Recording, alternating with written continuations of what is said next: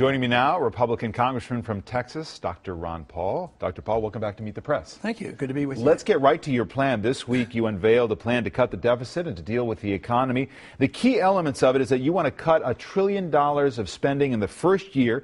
To do that, you would eliminate 5 cabinet departments: energy, housing and urban development, commerce, interior, and education. On Monday in Las Vegas, you unveiled the plan, and this is what you said about it. I have a personal conviction that this will not hurt anybody. You cut government spending, that goes back to you. How is that possible that a draconian cut like this would not hurt anybody, particularly in this economy? Because we have to take this money from the economy, and the politicians get to spend it. So that's a negative. It hurts the economy.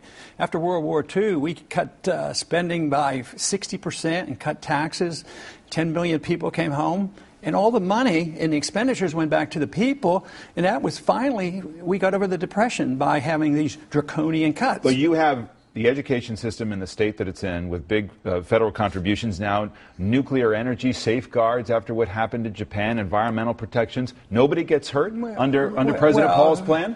We cut back on those, and the Department of Energy I cut, but some of those things are just transferred to the DOD department, nuclear controls and things like that. So they aren't eliminated, but they are significant. I'm the only one that's offering it. I mean, if spending is a problem, which all the candidates have claimed, spending too much and the debt's too big, but who's proposing it? See, to me, the question I ask myself is, what should the role of government be? And I've come down on the conclusion that it shouldn't be that we're the policemen of the world and we have this runaway entitlement spending.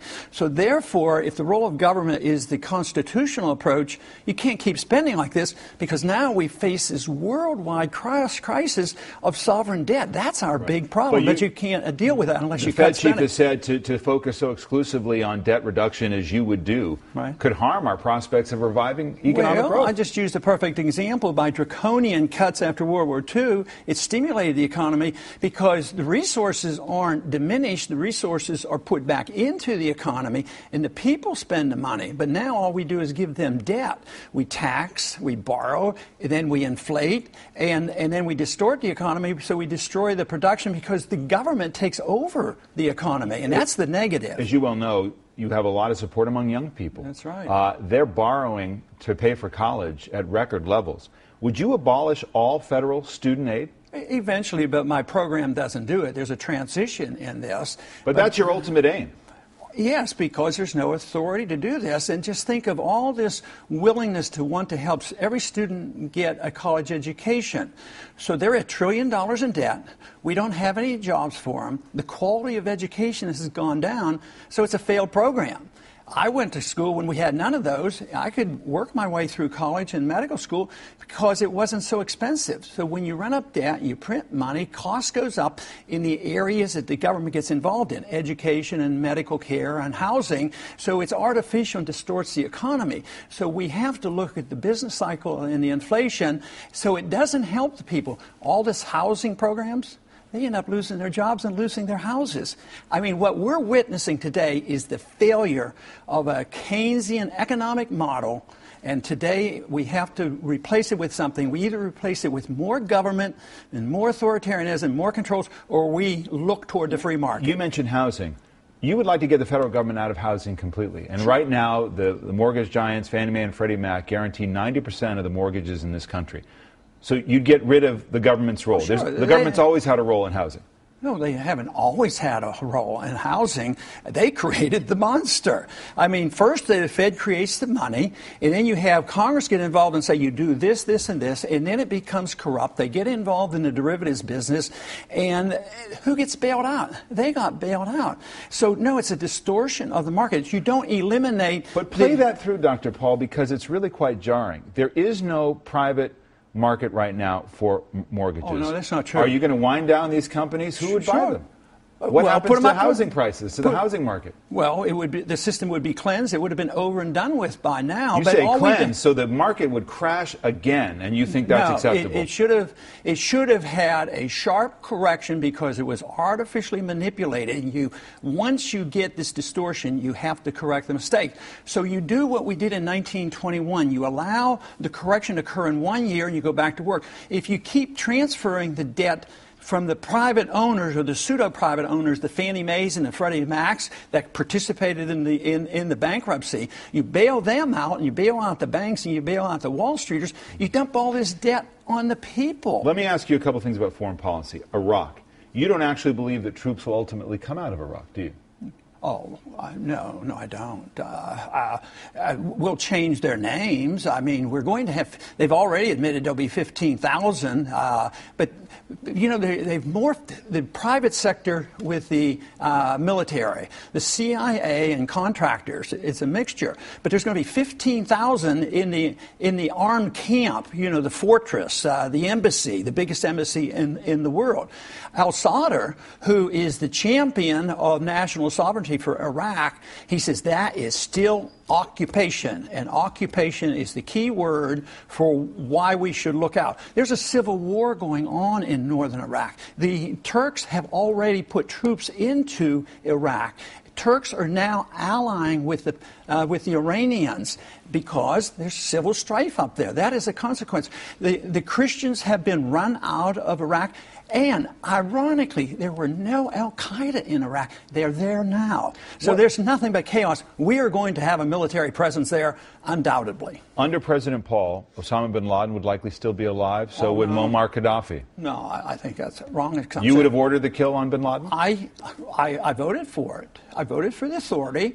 But I thought shortly thereafter, they didn't go after him. We had him trapped at Tora Bora. And we should have had them there. We shouldn't have gone in the nation building. We dropped the ball. We went in and started a war in Iraq. But you supported the effort then to get him? Oh, absolutely. I voted for it. But it should have been done, you know, in 3 months or 2 months. But also, when it started lingering, I argued against occupation, against the war, and I reintroduced the notion of a letter of marque and reprisal and targeting one individual rather than saying we're going to declare war against the world. And now we're in all these countries, and it's an endless fight, and there's no end in sight. You actually, in October at the Press Club, described our foreign policy this way. I'll show it for you. We have crossed that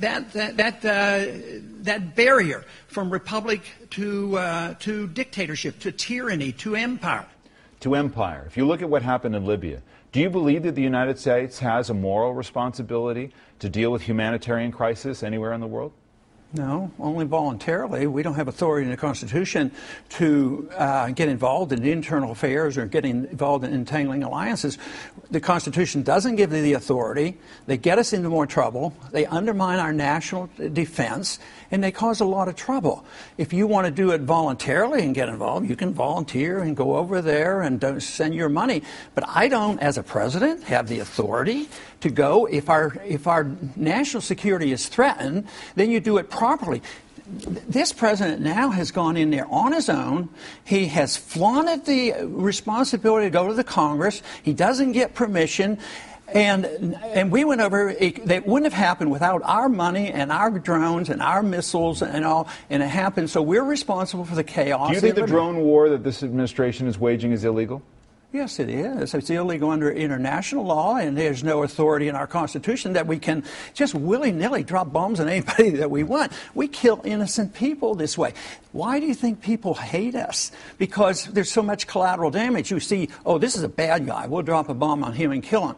Well, we might hit him, we might miss him, we might hit another car, and then you kill 10 other people. What would we do if they did that to us, David? We would be a little upset if China did that to us, wouldn't we? You said in 2000 that the prospect of Iran attacking Israel was like the prospect that it would invade Mars.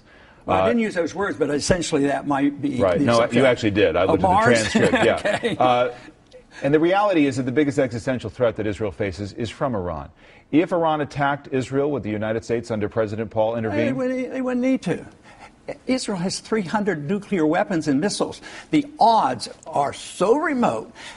Iran can't even make enough gasoline for themselves. They have to import gasoline. So they don't have intercontinental ballistic missiles. They don't have a nuclear weapon. There's a big discussion going on how far along they are. And I was in the service and lived through the 60s. The Soviets had 30,000 of them, and they were going to bury us. And we survived that. So for us to plan to go to war against Iran under these conditions scares a lot of Americans. It certainly scares the young people of the world, the people I talk to, because they're going to bear this burden financially, and also they may be required to fight these wars that are unnecessary and unconstitutional. Let me ask you about the role of government. You've said about taxation, in a way that doesn't mince his words, the following: taxation is immoral. You told the Libertarian Party News. Would you scrap the tax code altogether? That'd be a pretty good idea, a pretty good start. I can qualify it if I'm allowed. Taxation is theft. When you take money from one group to give it to another, when you transfer the wealth. Now, taxation could be accomplished with user fees and, highway fees and gasoline taxes and import taxes. But the income tax is based on the assumption that the government owns you, owns all your income, and provides the conditions on which they allow you to keep a certain percentage. That, to me, is immoral, and the founders didn't like it. That's why the Constitution had to be amended in 1913. Social Security, you talk in your plan about allowing young people to opt out. Is your ultimate goal that Social Security should go away?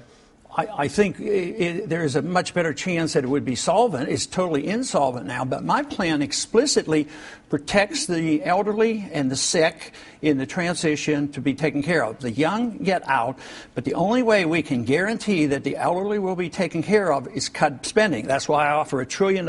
So the elderly now are reassured. Well, he's serious. He's not going to waste all this money overseas and all this foreign aid. So you cut benefits? No. Eventually, would you have to do that? Not if if young you people are opting out and not paying in. I would balance the budget. There would be no inflation, no reason for increase in cost of living increase. And in time, I think you could raise this age. Mine was 25 and under, but it should. The only complaint I've gotten so far is somebody came up to me and says, "I'm 26. Why don't you let me get out?" And I think that's what the move will be, because they want people want to assume responsibility for themselves. Let me ask you about politics in this primary fight. You said you were disgusted by some of the debates that you've been engaged in now. What's turned you off? Well, I guess it's the uselessness of some of this rhetoric. I mean, arguing over who mows Mitt Romney's lawn. I mean, in the midst of a crisis, a sovereign debt worldwide crisis, the biggest in the history of the world, and the financial system of the world is about to collapse. We're about to have another devaluation of not our currency, but our credit rating.